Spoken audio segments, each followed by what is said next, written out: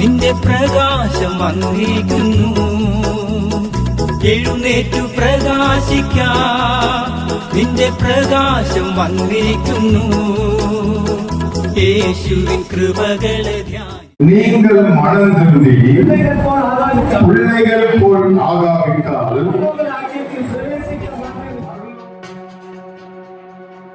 கிறிஸ்துடைய உபதேசம் என்று சொன்னால் மனம் திரும்புதலை குறித்து தான் ஆண்டவர் பேசினார். ஆமென் சொல்லுங்க. அல்லேலூயா. சந்தோஷமா இருக்கீங்களா?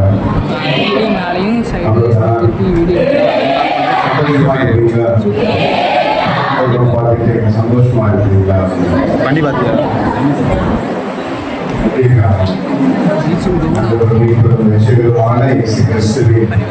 நாமத்தினாலே உங்களை வாழ்த்துகிறேன். ஆமென் சொல்லுங்க. நல்ல வாய்ப்பை தன்னுடைய வருகை முன்பதாக ஆண்டவர் கொடுத்த நல்ல வாய்ப்புக்காக ஆண்டவருக்கு நன்றி செலுத்துகிறேன்.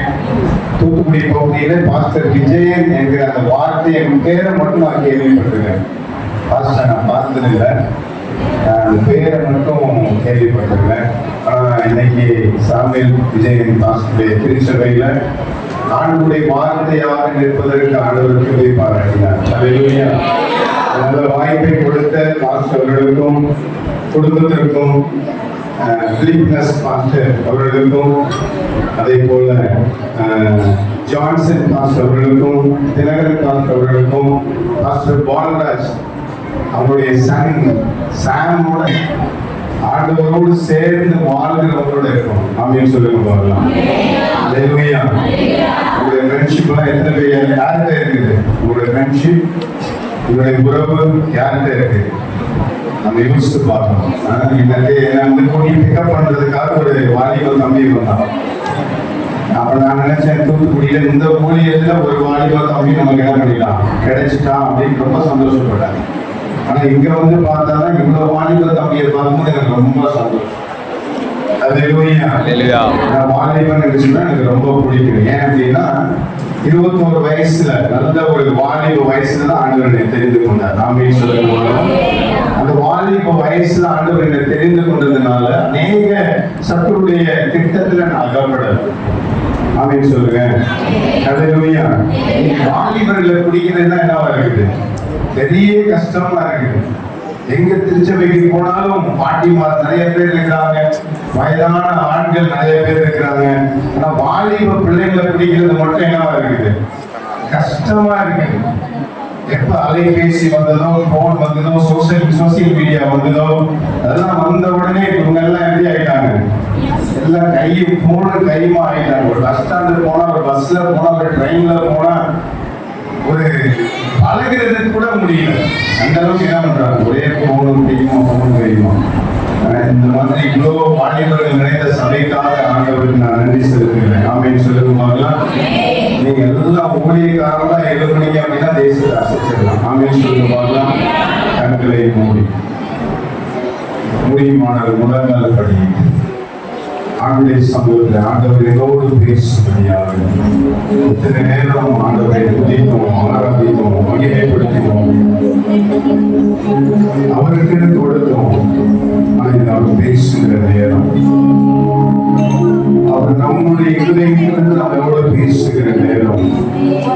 மனுஷன் முகத்தை பார்க்கிறான், நம் தேவன் இருதயத்தை பார்க்கிறார். எல்லா குலங்கள் படி இருதயத்தின் ஆழத்தில் என்னோடு பேசும் ஆண்டவரே.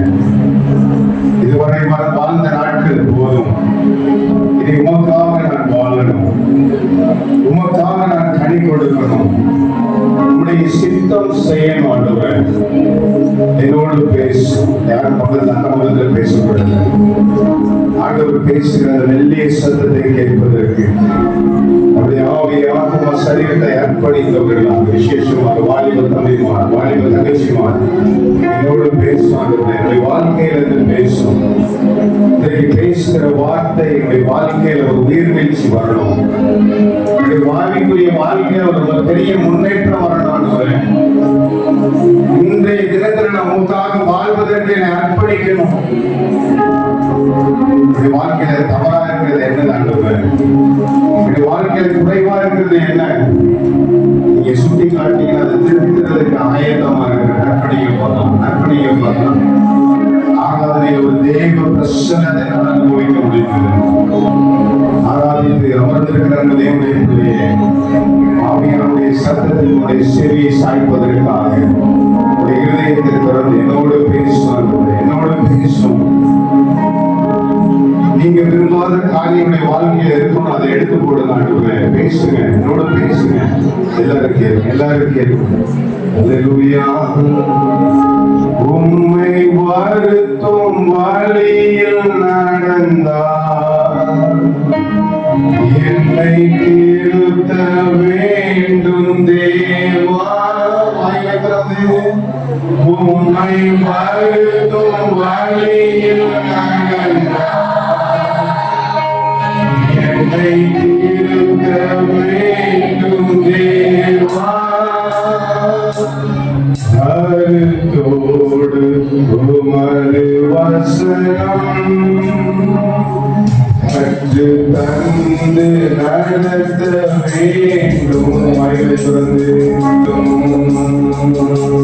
மகிமை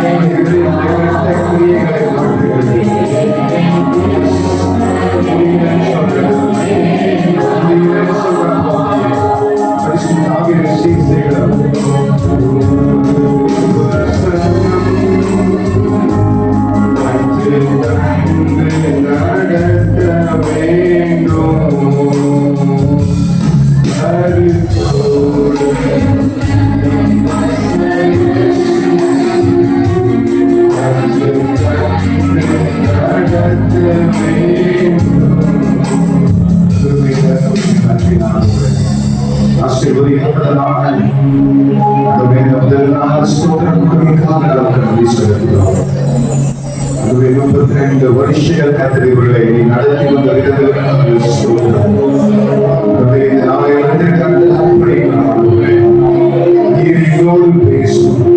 பேசுகிற வார்த்தை நாங்கள் கனி கொடுத்தே நிர்மலமாக வார்த்தை 100 மடங்கு ஆசீர்வாதத்தை நாமத்தில் ஜெபிக்கிறோம் சொல்லுகிறாங்க. ஆமென் ஆமென் சொல்லுங்க சத்தமாய் ஆமென். ஹalleluya ஹalleluya ஹalleluya. அன்பின் மக்கள் ஹalleluya சொல்லுங்க.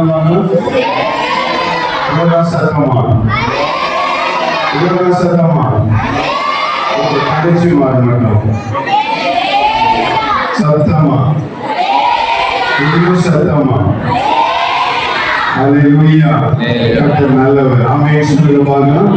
பரிசுத்த வேதாகமத்திலே மத்தேயு எழுதின சுவிசேஷம் 18ஆம் அதிகாரம் 13ஆம் வசனத்தை வாசிக்க கேட்போம்.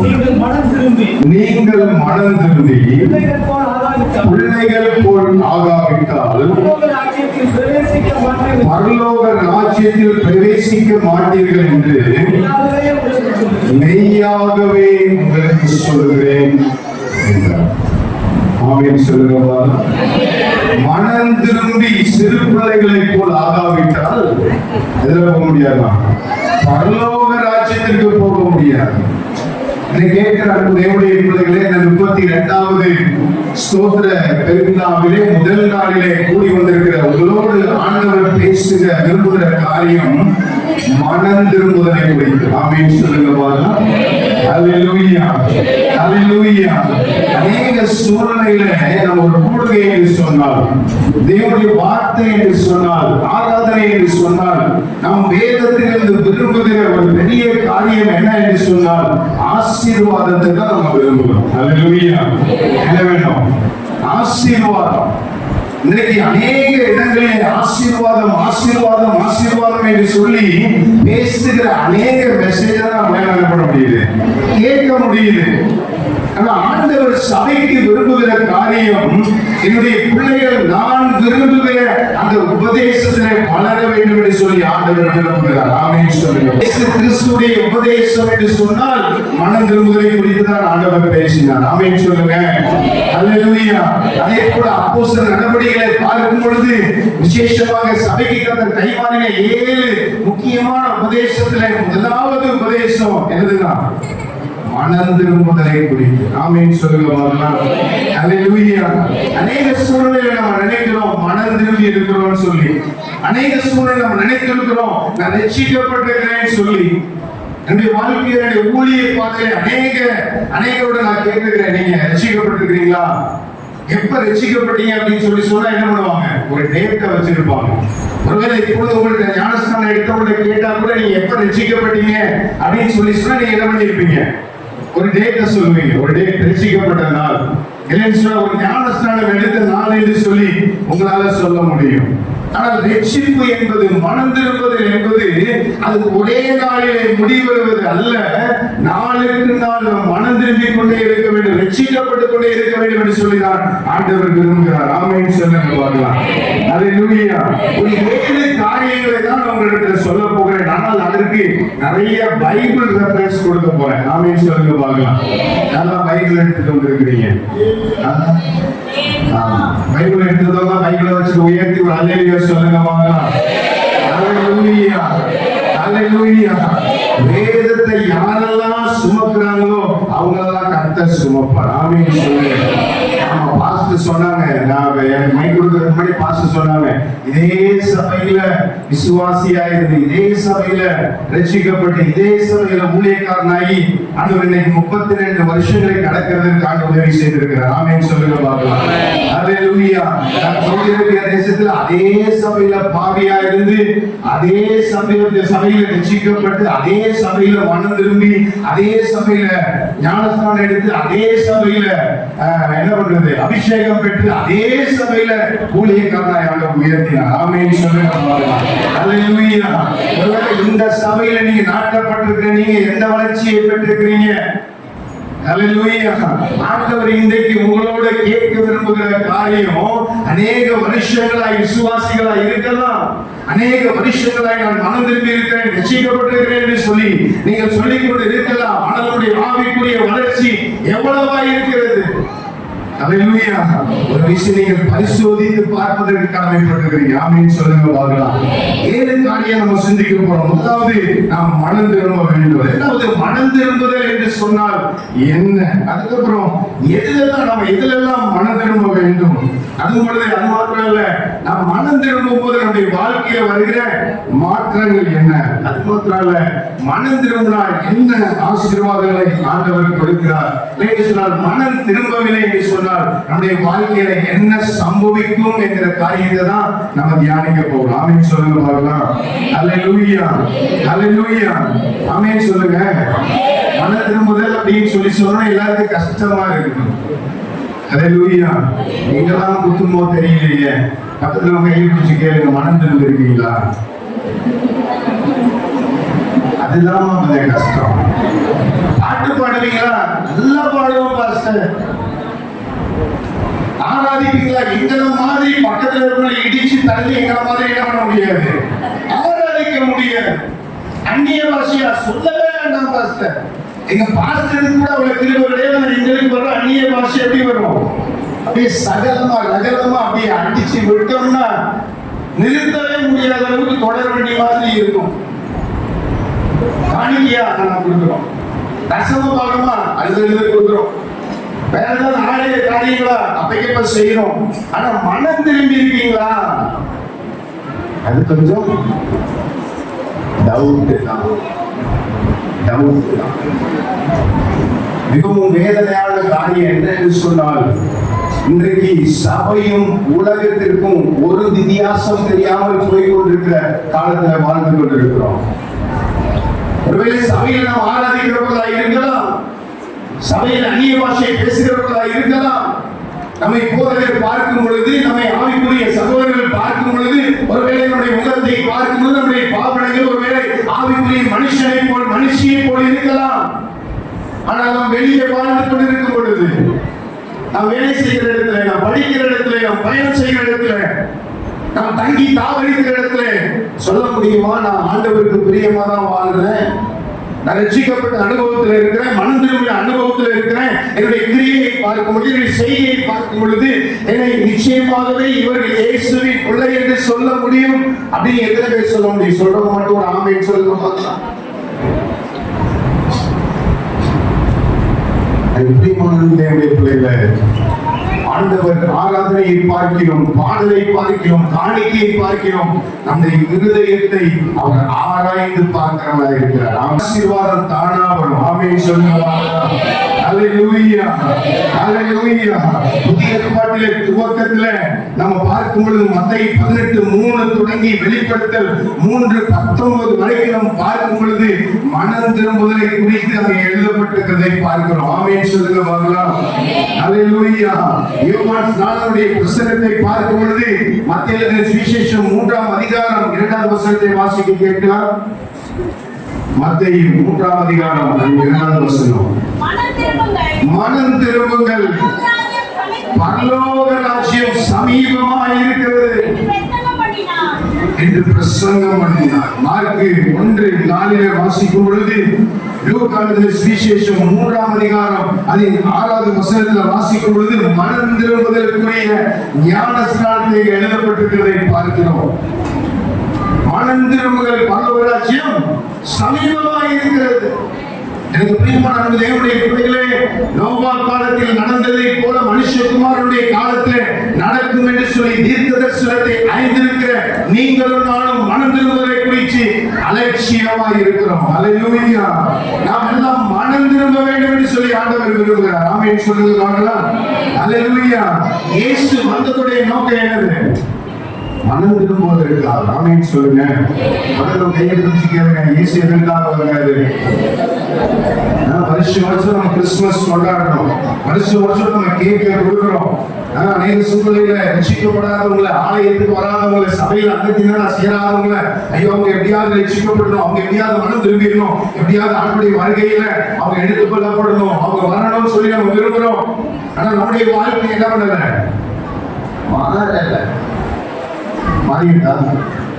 எத்தனை பேர் சொல்ல முடியும், நான் ரட்சிக்கப்பட்ட நாள்ல, மனம் திரும்பின நாள்ல நான் எடுத்த தீர்மானத்தின்படி தான் அப்படியே மங்காம இருக்கிற பாஸ்டர் சொல்றவங்க மட்டும் யாராவது இருக்கீங்களா? இல்ல, நம்மளே கற்றுக்கொள்ளுங்கள், நீதிமான்களை அல்ல பாவிகளை மனம் திரும்புவதற்காக அழைக்க வந்தார். பாவிகளை மனம் திரும்புவதற்காக, அப்படி சொந்த வாழ்க்கையை வாழ்வதற்காக அல்ல, தேவன் பக்கமாய் திருப்பும்படியாக, தேவனுடைய சித்தத்தை செய்வதற்கு திருப்பும்படியாக ஆண்டவர் அழைக்க வந்தார் என்று சொல்லி எழுதியிருக்கிறத பார்க்கிறோம். அதே போல மார்க்கு எழுதின சுவிசேஷம் 2ஆம் அதிகாரம் அதின் 17வது வசனத்தில் வாசிக்கிறோம். வாசிங்க. இயேசு அதை கேட்டு, விஞ்ஞானிகளுக்கு வைத்தியம் வேண்டியதே அல்லாமல் சுகமுள்ளவர்களுக்கு வேண்டியதில்லை, நீதிமான்களை அல்ல பாவிகளையே மனம் திரும்புவதற்கு அழைக்க வந்தேன் என்று சொல்லி நாம் எழுதப்பட்டிருக்கிறதை பார்க்கிறோம். அதே போல பேதுருவில பாத்தீங்கன்னா 2 பேதுரு 3ஆம் அதிகாரம் 9வது வசனத்துல பார்க்கும் பொழுது அங்கே எழுதப்பட்டிருக்கிறது, ஒருவரும் கெட்டு போகாமல் என்ன பண்ணணும்? மனம் திரும்ப வேண்டும் என்பதற்காக ஆண்டவர் தாமதமா வரக்கூடாது என்று அங்கே எழுதப்பட்டிருக்கிறதை பார்க்கிறோம். ஹல்லேலூயா. ஆண்டுடைய வருகைக்கான எல்லா அடையாளங்களும் நடந்து கொண்டே இருக்கிறது. எல்லா அடையாளங்களும் நடக்குது. யுத்தத்தின் செய்திகளை நம்ம என்ன பண்ணிட்டு இருக்கிறோம்? கேள்விப்பட்டுக் கொண்டே இருக்கிறோம். கொள்ளை நோய் வந்துட்டு இருக்குது, எத்தனையோ நாடுகள் பிரச்சனை நடந்து கொண்டு இருக்கிறது. ஆனால் சபை எப்படி இருக்கு? வர்றது, பாட்டு பாடுறது, ஆராதனை. ஆனா மனம் திரும்புதல் நம்முடைய வாழ்க்கையில பார்க்க முடியல. அல்லேலூயா, அல்லேலூயா, ஆமென் சொல்லுங்க. என்ன உஷாரில்லாம இருக்கீங்க? நீங்கள் முன்னே உங்கள் அறியாமையினாலே கொண்டிருந்த இச்சைகளின்படி இனி நடவாமல் கீழ்ப்படுகிற பிள்ளைகளாய் இருந்து உங்களை அழைத்தவர் பரிசுத்தராய் இருக்கிறது போல நீங்களும் நடக்கையில் எப்படி இருக்கணுமா? பரிசுத்தராய் இருக்கணும். ஆமென் சொல்லுங்க பார்க்கலாம். எப்படி இருக்கணுமா? நடக்கையில பரிசுத்தமுள்ளவர்களாய் இருக்கணும். மனம் திரும்புதல் என்று சொன்னால் அசுத்தத்திலிருந்து பரிசுத்தத்திற்கு வருவதற்கான ஒரு அழைப்பு. ஆமென் சொல்லுங்க பார்க்கலாம். அல்லேலூயா. அதுவரை பாவ இச்சையை நிறைவேற்றிக் கொண்டிருந்திருக்கலாம். ஒருவேளை போதை வஸ்துக்களுக்கு அடிமைப்பட்டிருந்திருக்கலாம். அதையெல்லாம் விட்டு பரிசுத்த தேவனுக்கு பின்பதாக உன்னுடைய ஆவி, ஆத்மா, சரீரத்தை பரிசுத்தத்திற்கு என்று சொல்லி அர்ப்பணித்து வருவதுதான் என்னது? மனம் திரும்புதல். ஆமென் சொல்லுங்க பார்க்கலாம். அல்லேலூயா, அல்லேலூயா, ஆமென். மனம் திரும்புதல் என்ன? அசுத்தத்திலிருந்து பரிசுத்தத்திற்கு நேராய் வருவதுதான் மனம் திரும்புதல். இரண்டாவது 2 கொரிந்தியர் 5ஆம் அதிகாரம் அதின் 17ஆவது வசனத்தை வாசிக்க கேட்போம். இப்படி இருக்க கிறிஸ்துவுக்குள் இருந்தால் புது சிருஷ்டியாய் இருக்கிறான், பழையவைகள் ஒழிந்து போயின, எல்லாம் புதிதாயின. பழைய காரியங்கள் எல்லாம் மறந்துவிட்டு, பழைய இச்சைகள், துர்க்கிரியைகளை விட்டுவிட்டு, பழைய மாம்சீக காரியங்களை விட்டுவிட்டு புதிய மனிதனாய் மாறுவதுதான் மனம் திரும்புதல். ஆமென் சொல்லுங்க பார்க்கலாம். அல்லேலூயா. அயர்மைக்கு இருக்கிறதுனால நீங்க ரொம்ப சத்தம் குறைவா இருக்கிறீங்கன்னு நினைக்கிறேன். நான் கார்லஸ் மாதிரி இருக்கிறது அப்படின்னா பக்கத்துல போயிடலாம். அல்லேலூயா. நைட் பிரேயர் மாதிரி இருக்குது உங்களை பார்த்தா. ஆமென் சொல்லுங்க. மனம் திரும்புதல் என்று சொன்னால் என்ன? முதலாவது அசுத்தத்தில் இருந்து பரிசுத்தத்திற்கு வருவது. நம்முடைய சிந்தனையில் வருகிற அசுத்தம், நம்முடைய செய்கை நிமித்தமாய் வருகிற அசுத்தம், நம்முடைய செயல்பாடுகள் நிமித்தமாக, நம்முடைய கிரியைகள் நிமித்தமாக அந்த அசுத்தத்தில் இருந்து பரிசுத்த தேவனுக்கு மேலாக நம்மை நடத்தி நம்மை அர்ப்பணிப்பதுதான் என்னது? மனம் திரும்புதல். ஆமென் சொல்லுங்க பார்க்கலாம். ஏதோ உலக மனுஷன் சொல்வதை போல, மற்ற மதத்தினர் சொல்வதை போல மனம் திரும்புதல் என்பது மதம் மாறுவது அல்ல, நம்முடைய வாழ்க்கையை ஆண்டவருக்கு அர்ப்பணிப்பது. ஆமென் சொல்லுங்க பார்க்கலாம். அல்லேலூயா, அல்லேலூயா. இரண்டாவது பழைய மனுஷனிலிருந்து புதிய மனுஷனாய் மாறுவதுதான் என்னது? மனம் திரும்புதல். மூன்றாவது காரியம் எபேசியர் 2ஆம் அதிகாரம் அதின் 3வது வசனத்தை வாசிக்க கேட்போம். அவர்களுக்குள்ளே முற்காலத்திலே மாமிச இச்சையின்படியே நடந்து கேட்டீங்களா? படிய பெண்கள் யாராவது படிங்க. நாம் எல்லாரும் முற்காலத்திலே மாம்ச இச்சையின்படி நடந்து. நம்மை மாதிரி யாராவது படிங்க.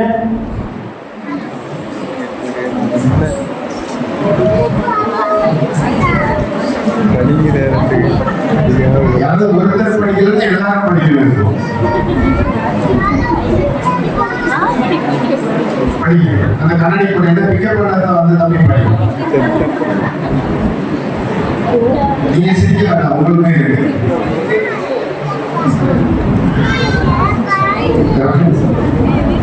எபேசியர் 2ஆம் அதிகாரம் 3வது வசனம் பழைய ஏற்பாடுல இருக்கு. எபேசியர் எங்க இருக்குது? எனக்கு கொஞ்சம் பகல் நேரமா இல்லாம போயிடுச்சு. ஒரு 2 மணி நேரம் கிடைச்சா உங்களுக்கு நல்லா ரெடி ஆகிடும். ஆமென் சொல்லுங்க பார்க்கலாம். வசனம் யூடியூப்ல வேண்டிய வசனம். அல்லேலூயா, அல்லேலூயா. வாசிங்க. எபேசியர் 2ஆம் அதிகாரம் 3வது வசனம். இதை பிக்கப் பண்ண வந்து தமிழ் படி. தமிழ் தெரியாது, இங்கிலீஷ் படி. இந்த தம்பி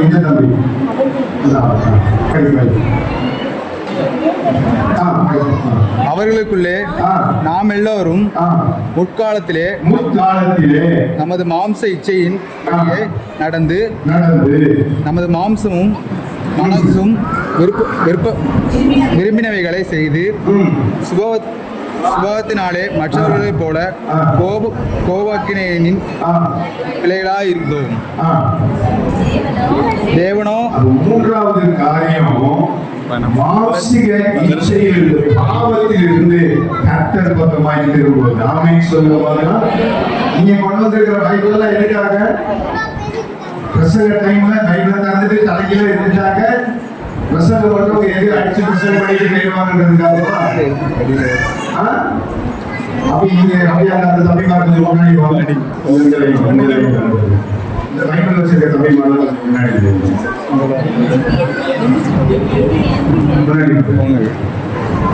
நீங்களா கர்த்தரால முன்குறிக்கப்பட்டவர்கள். ஆமென் சொல்லுங்க.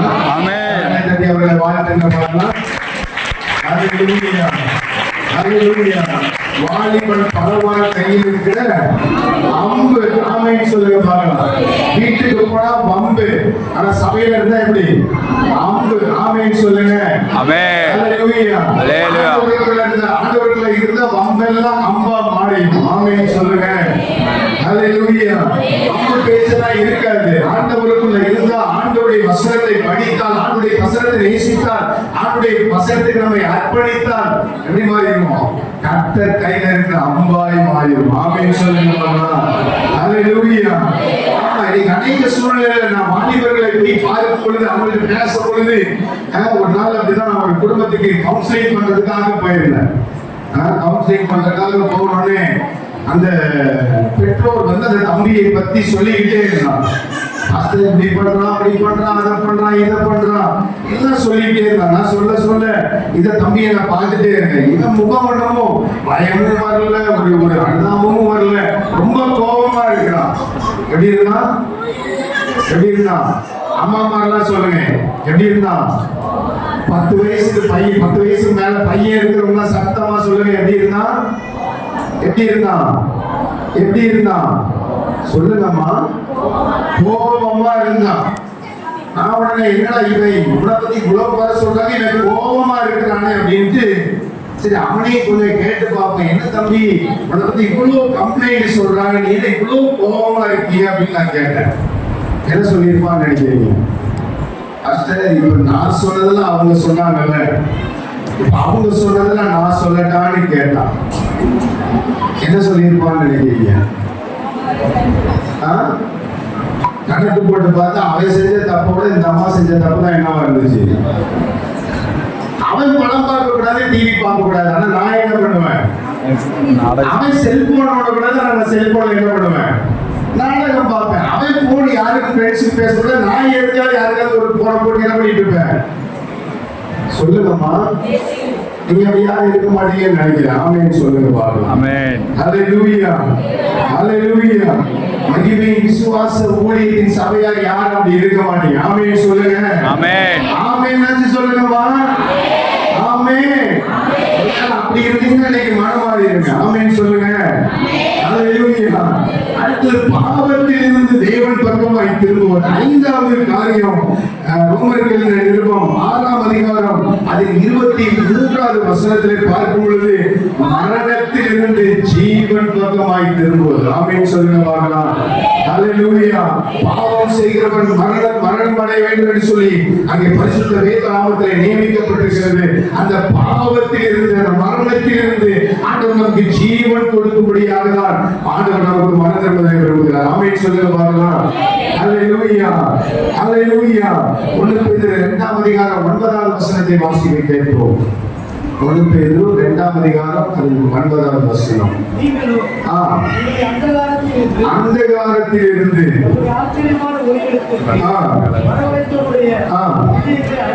அறிவிக்கும்படி இருளில் இருந்து வெளிச்சம்.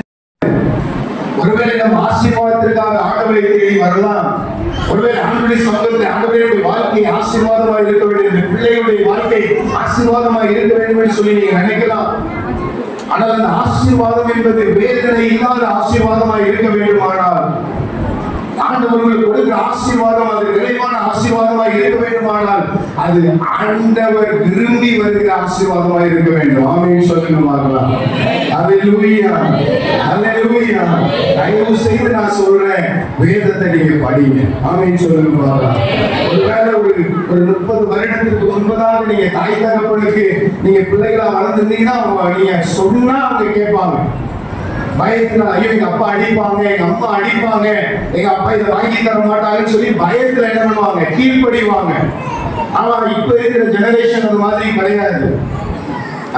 அநேக விசுவாச மக்கள் அழுகுறாங்க, பாஸ்டர் என் பையன் இந்த மாதிரி தப்புல இருக்கிறான், பாஸ்டர் என்னுடைய பையன் இந்த மாதிரி பாவத்துல இருக்கிறான், பாஸ்டர் என்னுடைய பிள்ளை இந்த மாதிரி ஒரு காரியத்தில் அகப்பட்டு கொண்டிருக்கிறது, அவனை விடுவிக்கிறது காலையில ஜோமணிக்கோன பாஸ்டர்னு சொல்லி அழுகுறாங்க. பிரியமானவர்களே, உங்களுக்கு 4 நண்பர்களை பார்த்திருக்கோம், போனை பார்த்திருக்கோம், அவனையே கூட சொல்லிட்டு இருப்பாங்க. ஆனா 50 வயசு இருக்கிற நம்ம எப்படி இருக்கிறோம்? நம்ம இன்னைக்கு அர்ப்பணிப்பதற்காக ஆண்டவர் நம்மை அழைக்கிறார். ஆமென் சொல்லுங்க. எத்தனை பேர் பிள்ளைகளை கூட சொல்றீங்க? எத்தனை பேர் வாலிப தம்பிமார வாலிப தங்கச்சிமார ஊழியக்காரர்கள் வந்து அத்தை என் பிள்ளை கேட்க மாட்டான், பாஸ்டர் என் பிள்ளை கீழ்ப்படிய மாட்டான்னு சொல்றீங்க. உங்களுடைய வாழ்க்கையை பார்த்து உங்களுடைய பிள்ளை மாற முடியுமா? என் பிள்ளை பரிசுத்த வேதாகமத்தை வாசின்னு சொல்றதுக்கு முன்னாடி நான் வாசிக்கிறேன், அதுக்கப்புறம் தான் என் பிள்ளைக்கு சொல்றேன். நான் போய் பேசுறது இல்லை, நான் தேவையில்லாத காரியங்களை கலந்துக்கிறது இல்லை. நான் வேத வசனத்தை வாழ்வதற்கு என்ன ஏற்படுத்தி நான் அனுதினம் பிரயாசப்பட்டு கொண்டிருக்கிறேன். அதற்கு அப்புறம் தான் என் பிள்ளைக்கு நான் டீச் பண்றேன். நீங்க எப்படி வாழ்ந்துட்டு இருக்கிறீங்க? இனி வருகிற காலத்தில் பிள்ளைகளை சொல்லி திருத்த முடியாது. பிள்ளைகளுடைய நடத்தையை பார்க்கிறாங்க, நம்முடைய குணங்களை பார்க்கிறாங்க, நம்முடைய செயல்பாடுகளை பார்க்கிறாங்க, நம்ம பார்க்கிற அலைபேசியில பேசுகிற ஒவ்வொரு வார்த்தைகளையும் அளிக்கிறாங்க. ஏன் பிள்ளைகளை மனம் திரும்பல? ஏன் வாலிப தம்பிமார் சர்ச்சைக்கு வர மாட்டேங்கிறாங்க? ஏன் வாலிப தம்பிமார்களை ஆண்டவருக்கு அர்ப்பணிக்கிறது இல்லை, ஊழியத்திற்கு அர்ப்பணிக்கிறது இல்லை என்று சொன்னால் இதற்கு தாய் தகப்பன் தான் காரணம். எங்க அம்மா வருஷக்கணக்கு ஆலயத்துக்கு போறாங்க, அந்நிய பாஷை பேசுறாங்க, ஆராதனைக்கு நல்ல ஆராதிக்கிறாங்க, பாட்டு பாடுறாங்க, ஆனா அவங்களுடைய வாழ்க்கையில திருத்தம் இல்லை. நம்ம இதுல மனம் திரும்ப வேண்டும். கலாத்தியர் 5:19 முதல் 21 வசனங்கள் 17 காரியங்கள் எழுதியிருக்கிறதை பார்க்கிறோம். நம்ம சொல்ல முடியுமா என்னுடைய வாழ்க்கையில இந்த மாம்சீக கிரியைகள் இல்லை என்று சொல்லி? அநேக நேரத்துல தமிழ்நாட்டுக்காக ஜெபிக்கிறோம், இந்தியாவுக்காக ஜெபிக்கிறோம், தேசத்திற்காக ஜெபிக்கிறோம். எனக்கு ரட்சிக்கப்படணும்னு சொல்லி நினைக்கிறோம். நம்ம வீட்டுல ரட்சிப்பு இருக்குதா? நம்ம மனம் திரும்பி இருக்கிறோமா? பிரியமானவர்களே, இது கடினமான ஒரு காலம். ஒருவேளை சுவிசேஷம் அறிவிக்க முடியாது, சுவிசேஷத்தை கொண்டு போய் ஆண்டுடைய வார்த்தையை மற்ற மனிதர்களுக்கு போதிக்க முடியாது, கொடுக்க முடியாது, ஆனால் வாழ்ந்து காட்ட முடியாதுன்னு சொல்ல முடியாது. நீங்கள் நானும் வாழ்ந்து காட்டக்கூடிய கட்டத்தில் வாழ்ந்து கொண்டிருக்கிறோம்.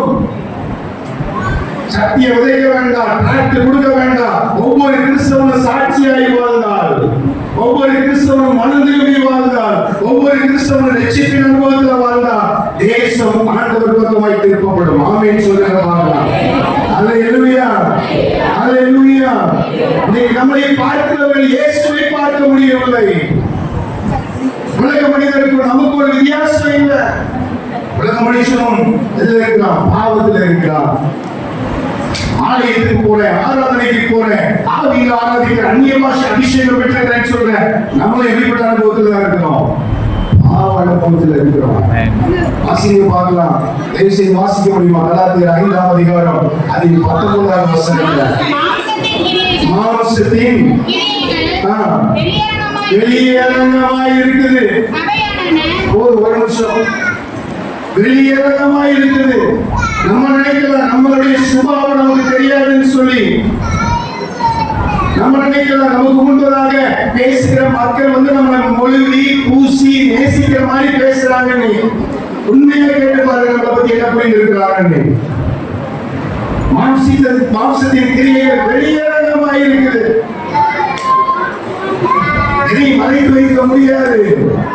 ரகசிய பாவங்களை ஒருவேளை மறைத்து வைக்க முடியல, மாம்சத்தின் கிரியைகளை மறைத்து வைக்க முடியாது.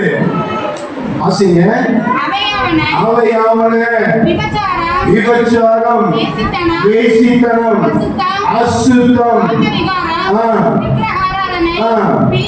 பில்லி சூனியம், பகைகள்,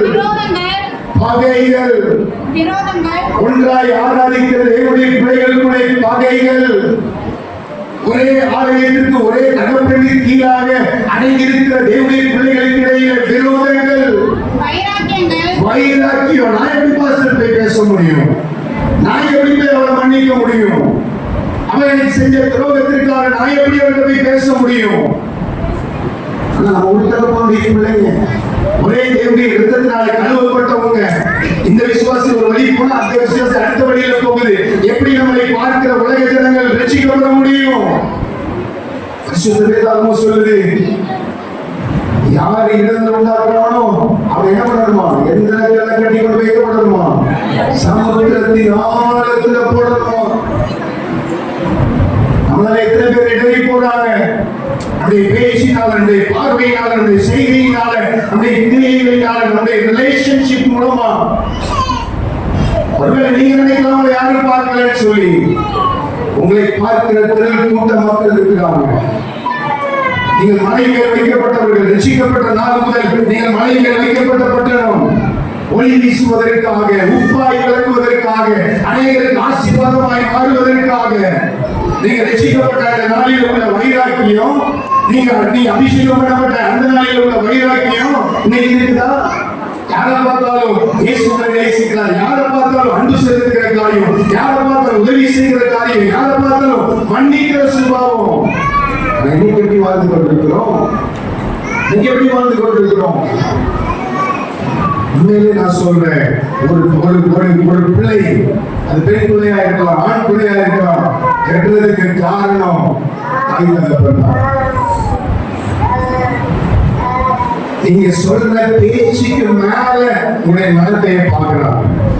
எனக்கு தெரியும், நான் கவுன்சிலிங் ஃபீல்டுல இருக்கனால எனக்கு ஏகப்பட்ட காரியங்கள் தெரியும்.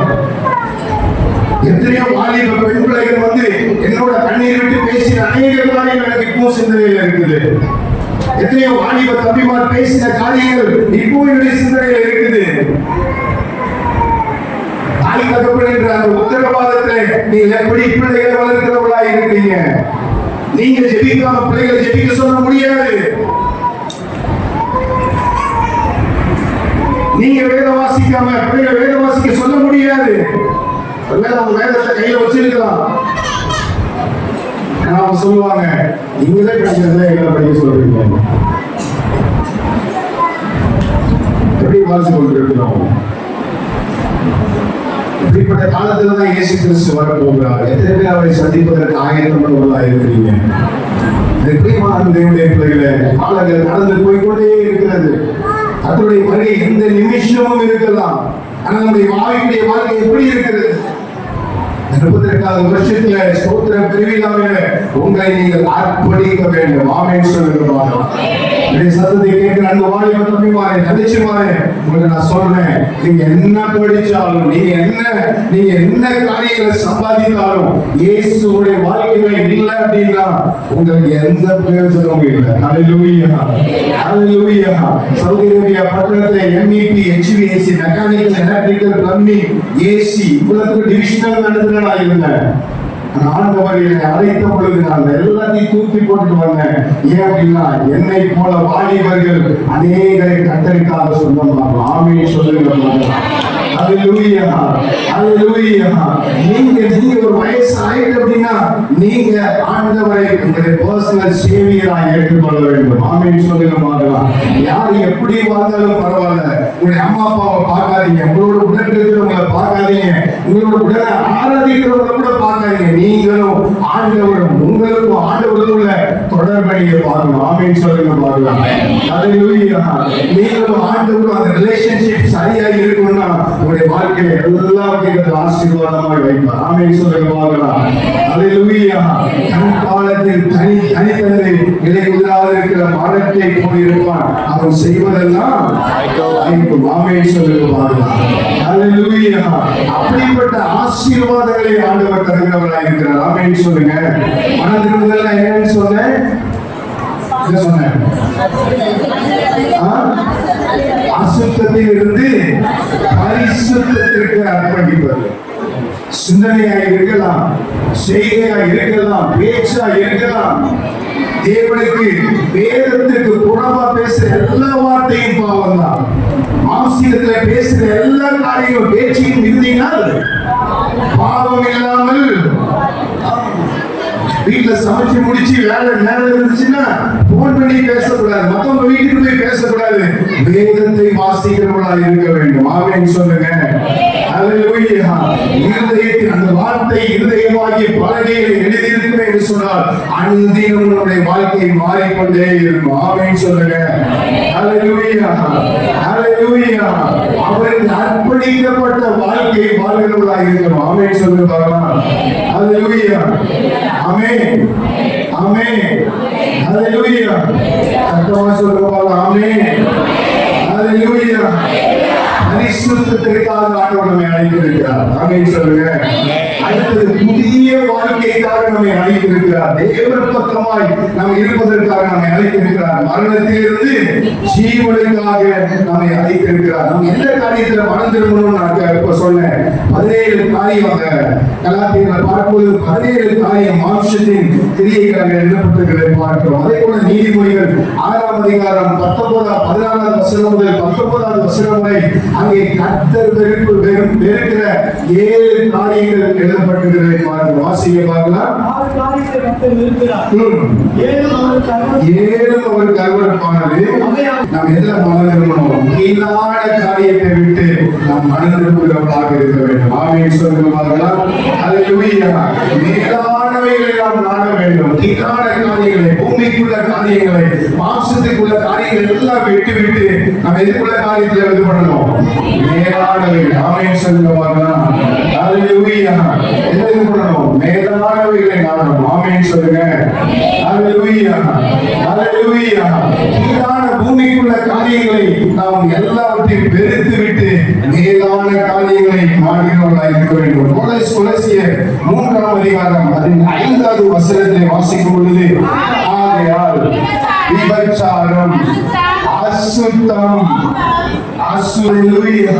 விக்கிரகத்தை பணியிடல, விக்கிரகத்துக்கு போய் வணக்கம் செலுத்தல, விக்கிரகத்தை போய் வணங்கல, பொருளாசையாகிய விக்கிரக ஆராதனை என்று சொல்லி அங்கே எழுதப்பட்டிருக்கிறதை பார்க்கிறோம். அதே போல அதை 3ஆவது அதிகாரம் 7வது வசனத்துல பார்க்கும் பொழுது முற்காலத்தை விட்டு மனம் திரும்ப வேண்டும். முற்காலத்தில் செய்த காரியங்களை விட்டு, முற்காலத்தில் செய்த காரியங்களை குறித்து ரட்சிக்கப்பட்ட நாள் முதல் ரட்சிக்கப்பட்டதுக்கு அந்த பழைய மனுஷன் புதிய மனுஷனாய் மாறின நாட்கள் முதல் விட்டு போன எத்தனை காரியத்தை நாம் பின்தொடர்கிறவர்களாக இருக்கிறோம். நம்ம சொல்ல முடியுமா? நான் ரட்சிக்கப்பட்ட நாள் முதல் இப்ப ஒரு தீர்மானம் எடுத்தேன், பழைய காரியத்தை நான் என்ன பண்ணல தொடவே எத்தனை பேர் சொல்ல முடியும்? சொல்ல முடியுமா? பழையவைகளை நாம் மறந்தவர்களாக இருக்க வேண்டும். ஆமென் சொல்லுங்க பார்க்கலாம். 8வது காரியத்திலே கோபம், மூர்க்கம், பொறாமை, வம்பு, தூஷணம். 9வது வசனத்துல பார்க்கும்போது பொய். அதை பார்க்கிறோம். பொய். ஒவ்வொரு ஆராதனையும் ஒவ்வொரு நாளும் தேவ சமூகத்தில் வரும்பொழுதெல்லாம் நம்ம உருமாறிக்கொண்டே இருக்க வேண்டும். ஆமென் சொல்லுங்க பார்க்கலாம். ஹalleluya. ஹalleluya. சீக்கிரத்துல கர்த்தருடைய வருகை இருக்க போது நம்ம எத்தனை பேர் எடுத்துக்கொள்ளப்பட போகிறோம்? ஹalleluya. மணவாளன் கர்த்தர் இயேசு வருகின்றாரே, மணவாட்டி சந்திக்க ஆயத்தமானா. மணவாளன் கர்த்தர் இயேசு வருகின்றாரே, மணவாட்டி சந்திக்க ஆயத்தமானா. என் பிரியமே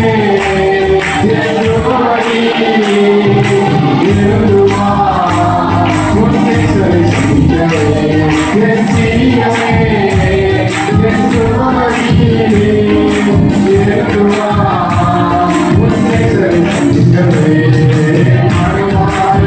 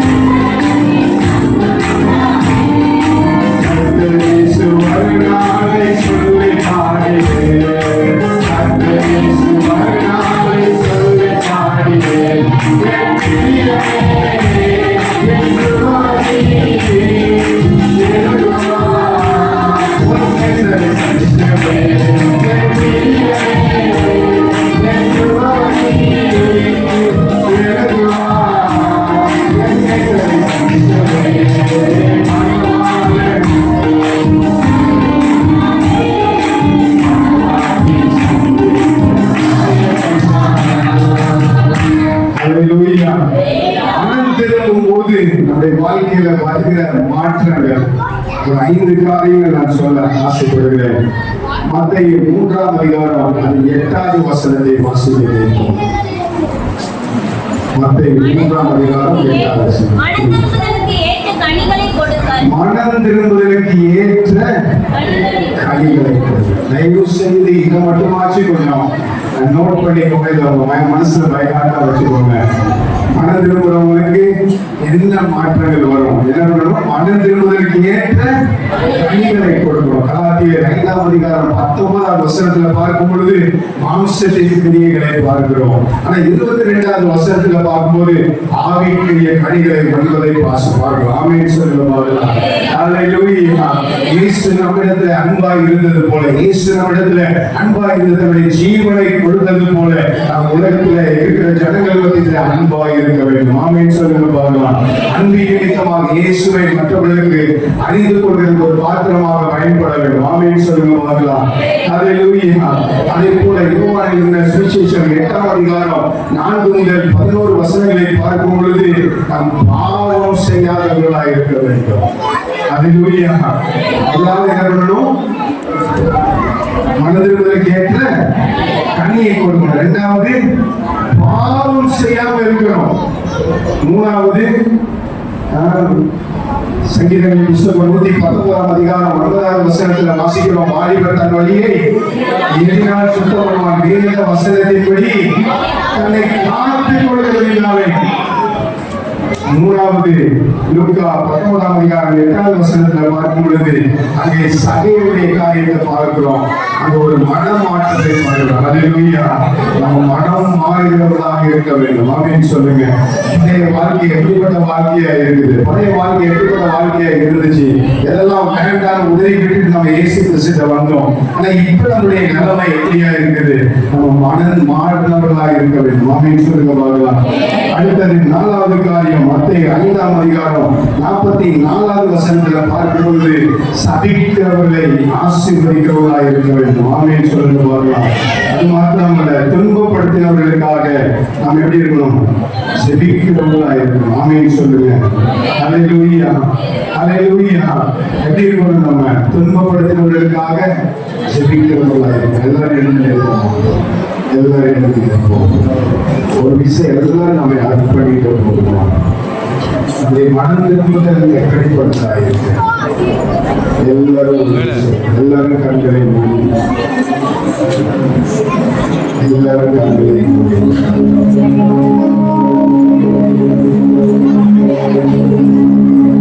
வேதத்தை கேட்காதவருடைய ஜெபம் அருவருக்கப்பட்டது.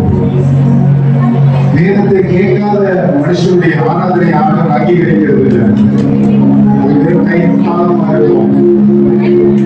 ஒருவேளை நம்ம ஆராதிக்கிற ஆராதனையில் ஆண்டவர் பிரியப்பட்டார் நம்ம நினைச்சிருக்கலாம். வேதவசனம் சொல்லுது, காணிக்கை செலுத்துவதற்கு முன்பதாக, நீ பலி செலுத்துவதற்கு முன்பதாக ஏதாவது ஒரு குறை இருக்குன்னா அதெல்லாம் அதை போயிட்டு நீங்க சரியா இறங்கிட்டு வா. அதுக்கப்புறம் நீ வந்து பணியை செலுத்து. எல்லாரும் கண்களை கொடுக்கலாம். ஒரு கண்களை திறந்துக்கூடாது. ஒரு கண்களை திறந்துக்கூடாது.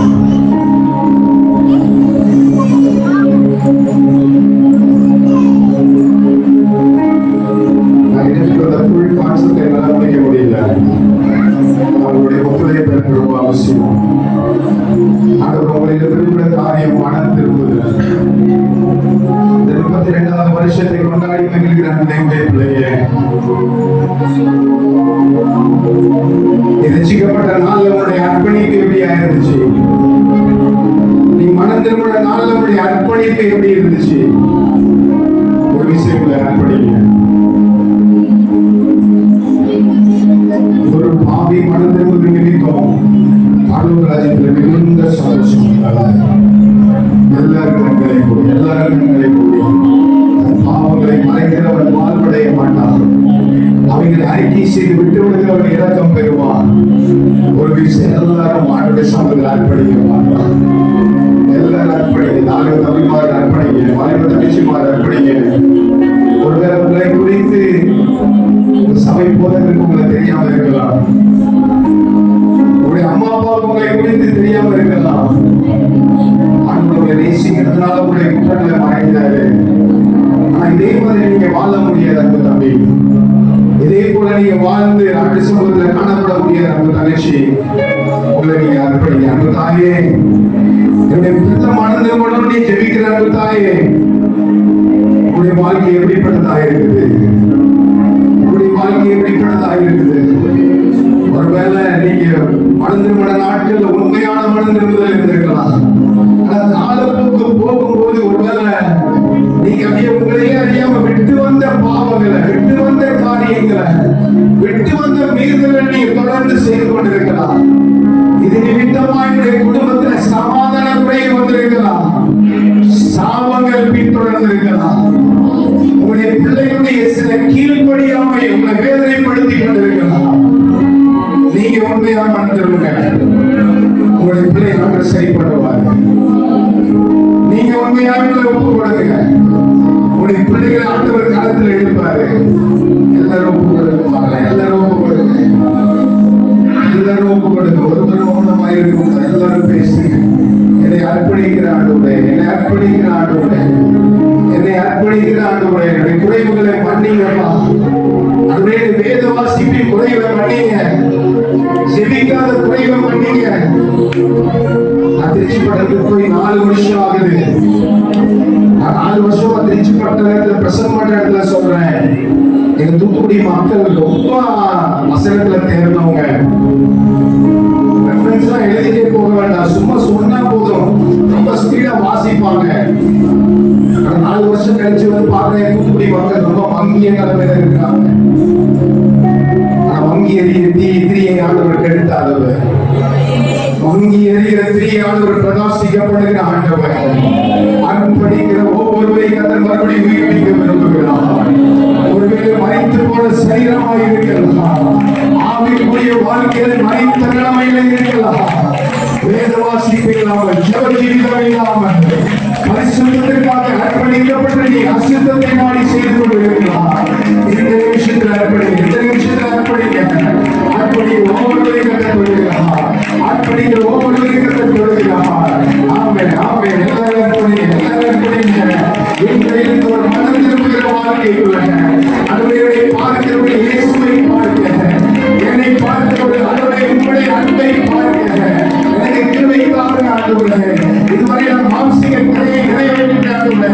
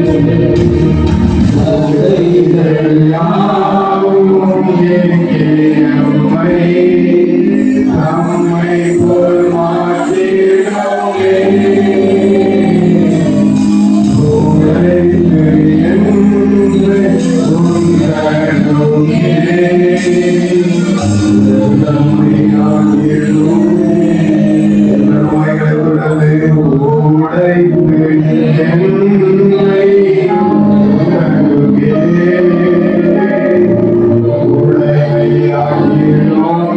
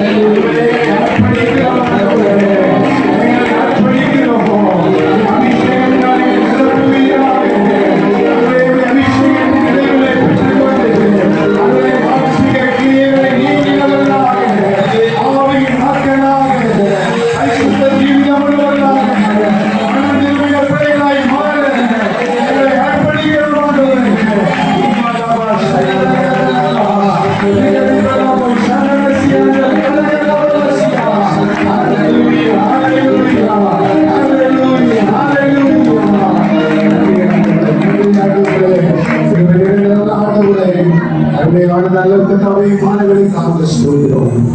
அப்பா மனம் திரும்புவதற்காக என்னோடு கத்தனை பேசின வார்த்தைகளுக்காக சொல்கிறோம். நீங்க விரும்புகிற வாழ்க்கை என் ஆவி ஆத்மா சரீரத்தில் வெளிப்பட நீர் மகிமைப்படும். அதில் எடுத்த தீர்மானத்தில் உண்மை உள்ளவர்களாக இருக்கிற